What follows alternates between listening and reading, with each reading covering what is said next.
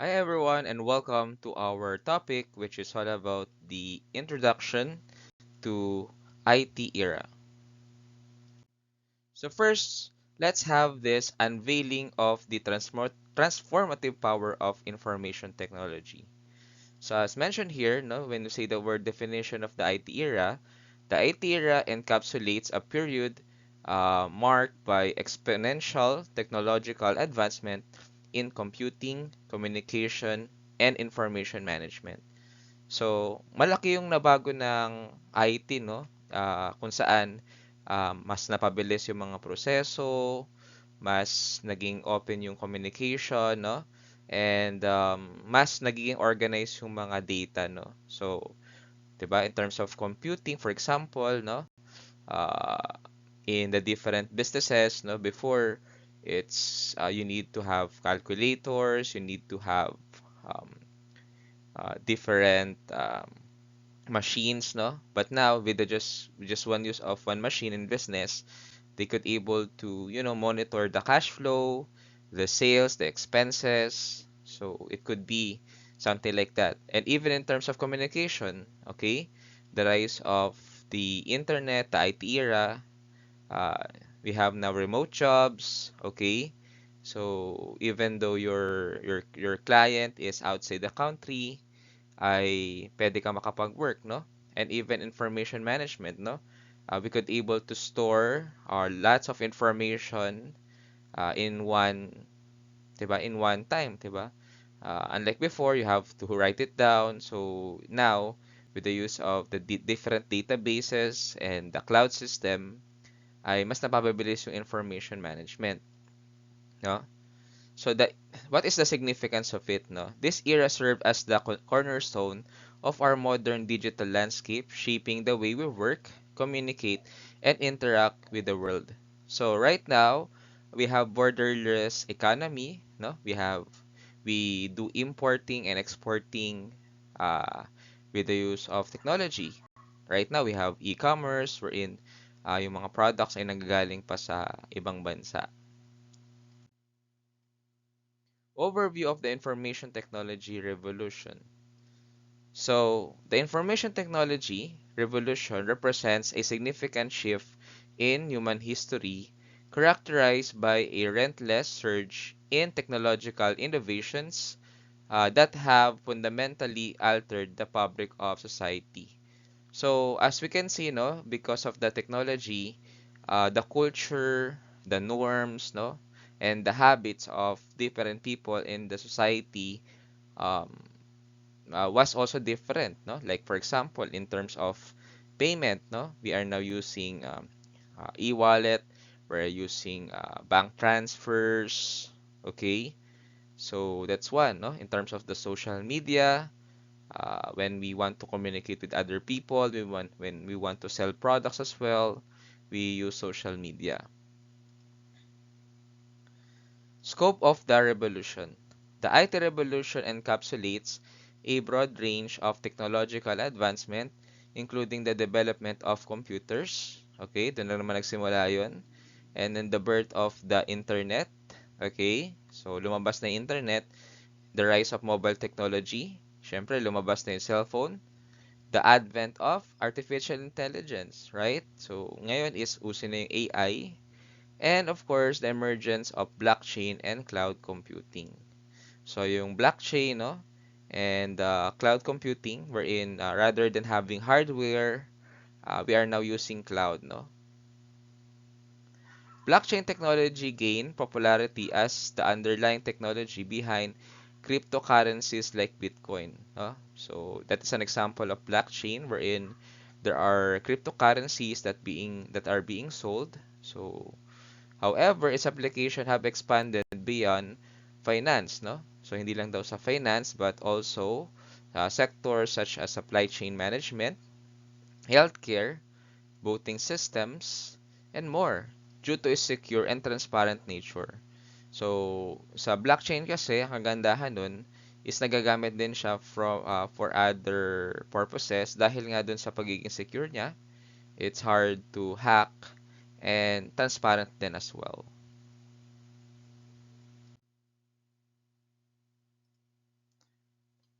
So, what is the transformational impact of IT?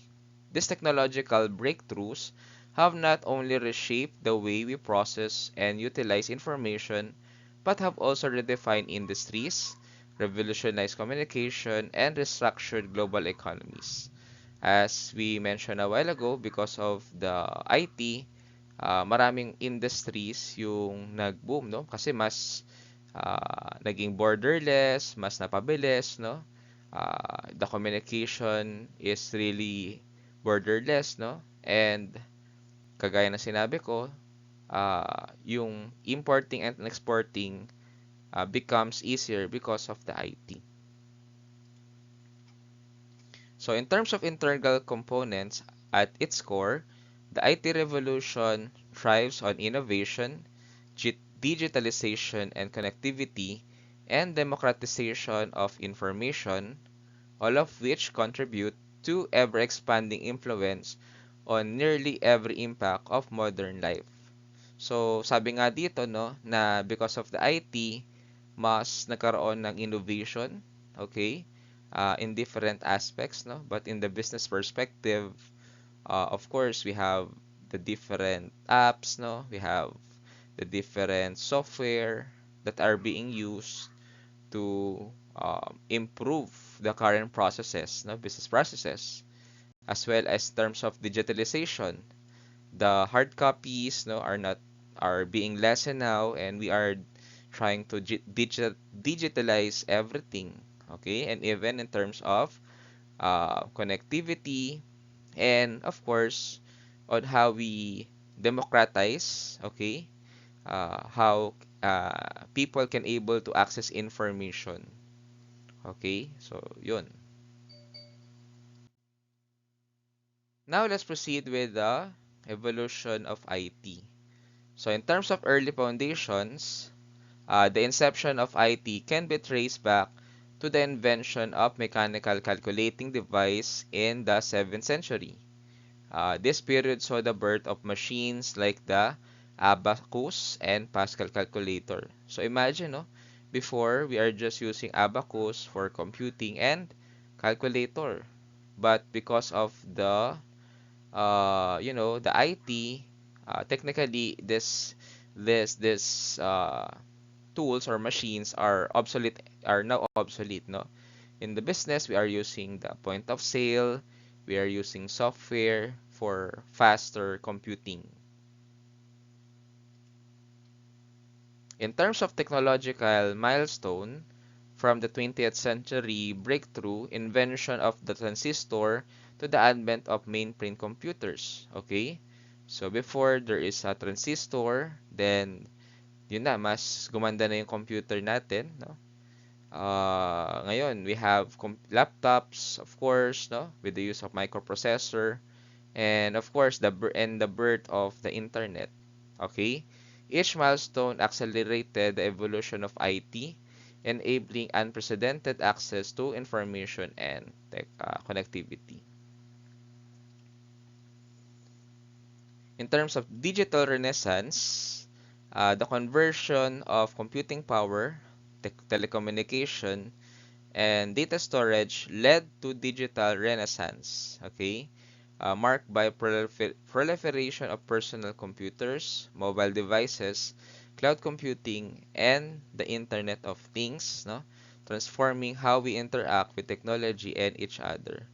So because of the digital renaissance, no, everyone in this world, every people in this world are now computer literate, no? Many are computer literate, and they really utilize the power of technology by using computers, mobile devices, and in terms of the storage, they are now using clouds, okay? And they even use um, these clouds for their businesses, no? In terms of storing data and computing data. So malaki talaga yung naging changes because of the IT. So let's proceed with the impact of IT, reshaping society, redefining work, and revolutionizing communication. So, in terms of societal transformation rather, I'm sorry, access to information. So IT democratize access to information with the use of the websites, social media, no, different learning platforms. Okay, we were able to have more access to information, even though sometimes, no, we want to know something, how to fix things, no, how to do this, no, with just search in the Google search in the search engine, we could able to know that. Okay, of course, there's a bridging gaps, no, empowering individuals with unprecedented knowledge and resources. Kahit nga in cooking, diba, we could able to know different information. If you don't know the places, you can just search, or you could use technology like app like the Waze, no, if for you to know that place. But of course, there is still digital divide wherein despite advancement, disparities in access to technology persist, specifically in far-flung areas, no, doon sa mga areas na walang internet or mga liblib na lugar here in the Philippines. So leading to a digital divide that affects education, opportunities, and societal inclusion. And of course, there are changing dynamics, no? Social structures, behaviors, and cultural norms have evolved in response to digital revolution, influencing how we connect, learn, and perceive the world, no? So um, we want to, before in terms of the uh, human behavior, normally we always talk personally, but now when we're at home, okay, we still use cell phone. So sometimes, yes, we are physically present, but our mind is in those devices and in the internet, specifically the social media. So there is really an impact, no? There's really a changing dynamics on how we uh, use the information technology. In terms of work evolution, there is an automation and efficiency.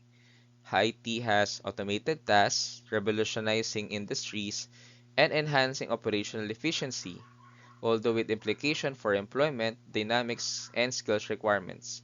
So because of the IT, there are some specific processes that are being automated. Like in other countries, yung kanilang supermarket, no, doesn't need cashier anymore. It's going to be a self um, checkout device wherein the people will just scan their own items and will pay electronically. Okay, others rather than uh, paying in the cashier, there are already electronic way of paying, something like that. And of course, in terms of remote work, the digital transformation facilitated remote work, blurring geographical boundaries, and reshaping traditional office paradigm. So before, um, you need to have your own office and people will work there. Now, due to the uh, higher expenses, no, international companies can outsource their processes uh, in countries that have lesser labor costs, which will give them more savings rather than putting up their own office in their original home country and pay more. So it's an example of how remote work works. Also, due to the pandemic, no, rather than going to the office, the the company can have a setup of remote work, which is in terms of the health safety and security. It could also be used. Of course, in terms of skill demand, new skill sets are demanded in the digital age, necessitating adaptability and continuous learning to thrive in a rapidly changing job landscape. So, because of the IT, no, dapat is marunong ka nang gumamit nung different software, okay? In the accounting department, they are using the SAP program, so it could be an example of skill demand. So now let's have the next one, which is connectivity, which is IT innovations have revolutionized communication, fostering global connectivity through email, social media, video conferencing, and instant messaging platforms. So ngayon, no, marami ng way to communicate. No? Pwede kang gumamit ng email, okay? Specifically for, let's say, no, if you want to propose to other businesses, no, regarding your products or services, through social media, okay? And dati, kailangan mag-meeting kayo in person. Ngayon, we have this video conferencing. And also, rather than texting, you have this instant messaging platforms. In terms of globalization, as mentioned a while ago, boundaries have blurred, okay, enabling seamless global interaction and collaboration, altering business models and cultural exchange dynamics. So dati, no, when you want to get suppliers, normally you get in the domestic, but now we have apps wherein you could get supplies abroad, no, or outside the country in more lower prices, 'di ba? And also in terms of cultural exchange, no? Nakikita natin yung ibang culture through the globalization process.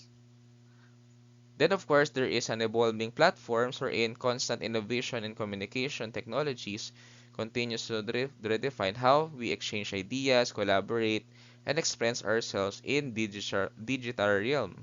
So, in terms of project management, maraming mga website na nag-offer ng more um, mga magagandang technologies, how when you are going to do project management from the implementation, monitoring, even on the planning process, no? Napakaganda, right? Wherein it's easy to monitor through dashboard, no? Napakaganda. So that's how technology helps us today.